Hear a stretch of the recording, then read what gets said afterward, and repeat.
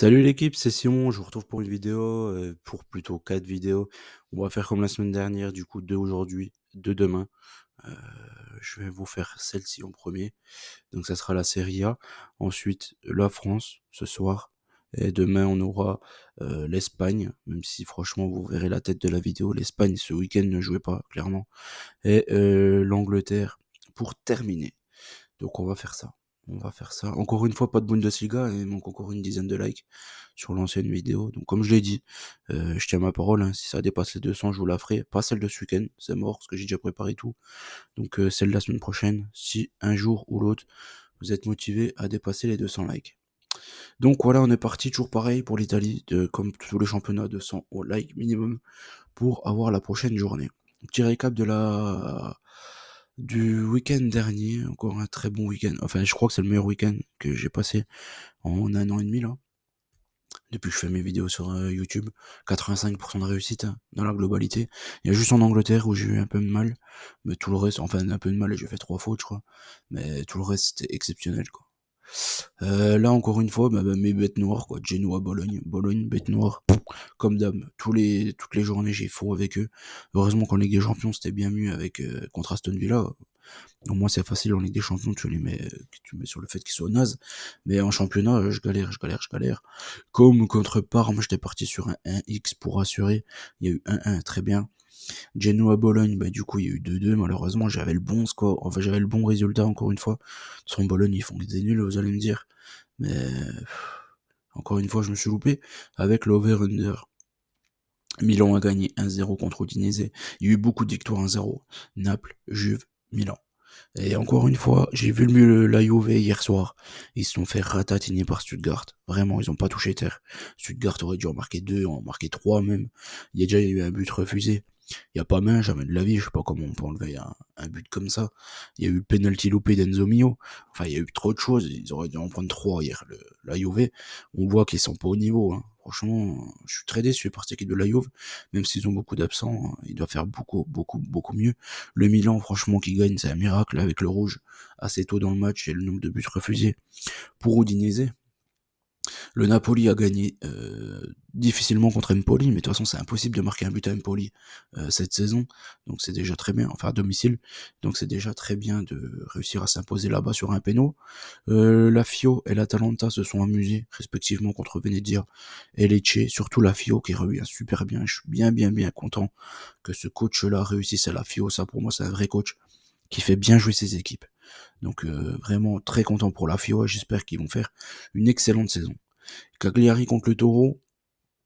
Ici, j'étais parti sur un over, Cagliari a même gagné contre le Taureau. Le Taureau, en ce moment, ils se prennent beaucoup trop de buts, et on sait très bien que leur force principale, les dernières saisons, c'était leur défense. Donc là, cette saison, ils vont avoir des petits problèmes, surtout qu'ils ont plus de Zapata, plus une défense friable, ça va être compliqué pour eux. L'Inter contre la Roma a gagné 1-0. Petit match, franchement, quasiment pas d'occasion. Match en bois ici. On voit que la Roma, ils ont des bons joueurs, mais ils ont pas encore de coach, malheureusement. Le Eyas contre Monza, j'étais parti sur un over 1-5. Je crois qu'il y a eu 3-0 pour Monza. Tu vois, je l'ai pas regardé. Franchement, lundi, avec des matchs de merde. Ouais, c'était vraiment pas terrible. Donc 3-0 pour Monza ici. Du côté du Eyas, pareil, le Monza, une équipe très très compliquée à pronostiquer, un peu imprévisible. Pronostic pour ce week-end maintenant. On attaque Udinese Cagliari. Udinese plutôt performant en ce début de saison, tout comme Cagliari. À ma grande surprise, je pensais qu'ils allaient être plus en difficulté que ça cette saison. Du coup, je suis parti sur un match nul entre ces deux équipes. Le Taureau contre Como. Taureau, ils encaissent beaucoup trop de buts. D'habitude, c'est une force, ils perdent quasiment jamais à domicile. Maintenant, contre Como, qui est plutôt en forme, je me méfie. Je suis reparti une deuxième fois sur un deuxième nul. Naples contre Lecce, comme je l'ai dit, Naples, mon favori, je pense, pour le titre cette saison. Je les vois gagner contre Lecce. Bologne contre Milan. Bologne contre Milan. Bologne qui fait que des nuls. Milan hier, franchement, la prestation de Léao. Je sais pas comment les supporters du Milan ils voient Léao. Mais vraiment, pour moi, ça vaut 20 millions, pas plus. C'est un mec qui est vraiment pas performant quand on l'attend, tout simplement. Et puis il est capable de faire une bonne action dans un match, puis après de faire n'importe quoi devant le but, un peu à la Dembélé. Pour moi, c'est la Dembélé bis, hein, Léo, rien d'autre. Donc je sais pas comment les joueurs peuvent apprécier ce type de joueur, mais en tout cas, toujours est-il que là, je vois le Milan être capable de faire quelque chose. De toute façon, là, vu comment il est sorti, et dès sa sortie, le Milan a beaucoup mieux joué hier. Je pense que là, il va être remonté comme un coucou.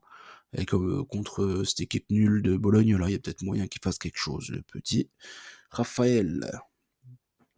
L'Atalanta contre le Hellas. Match peut-être plus compliqué qu'il n'y paraît, je pense ici. L'Atalanta qui a du mal quand même à jouer tous les 3 jours.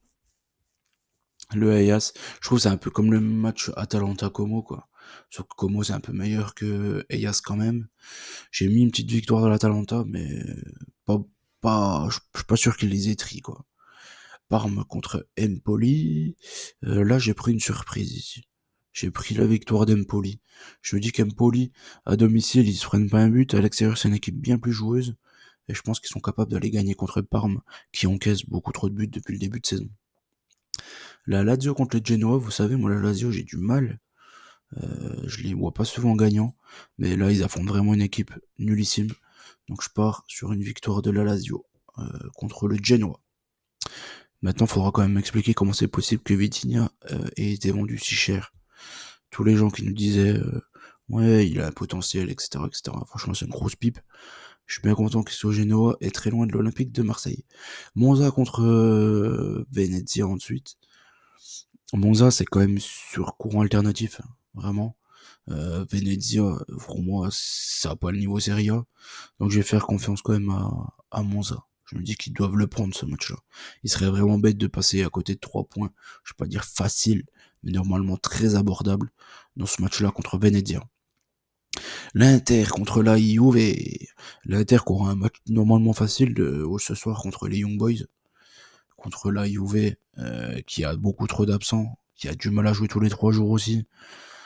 Qui a fait un match catastrophique contre Stuttgart. Pour moi, l'Inter, c'est bien au-dessus de cette Juve. Donc je pars sur une victoire de l'Inter. La Fio contre la Roma pour terminer. Comme je l'ai dit, hein, ça c'était 2 équipes qu'on attendait, enfin que j'attendais particulièrement cette saison, du fait du très bon mercato de ces 2 équipes. Mais t'as une équipe de la Roma qui n'arrive pas à avoir un coach tout simplement. De Rossi out, ça c'est normal, pour moi il a jamais été très haut niveau, mais celui qui arrive là, il montre pas grand chose. C'est quoi, c'est un Croate je crois, je sais plus c'est qui déjà. Contre Paladino, pour moi la Fio a montré beaucoup plus de bonnes choses, et en plus ils sont vraiment sur une bonne série, donc je vais faire confiance à la Fiorentina, les joueurs de Florence contre les Romains. Voilà, j'espère que la vidéo vous a plu. N'oubliez pas qu'on gagne, on perd ensemble. Il y aura la Ligue 1 ce soir. Et après, il y aura le reste demain. Allez, ciao tout le monde.